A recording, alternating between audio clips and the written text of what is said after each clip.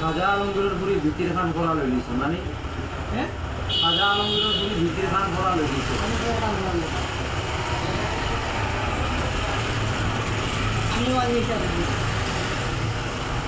ওই যে একটু আগে তোমার আমি বললাম না নেই আমার 4টা মামা আছে খাজা আলমগীরের দোকান হবে একটা কথা বলছি রাগ করি তুমি আগে যে সুন্দর কথা বলতো খুব ভালো লাগছে তোমার ভাইয়ের সাইডে মাঝে তিনজন বড়টাই দেখা যায় তোমারও দেয় না এটা হচ্ছে আমি তুমি অত খুশি নয় আমি খুশি কোনো কারণে খুশি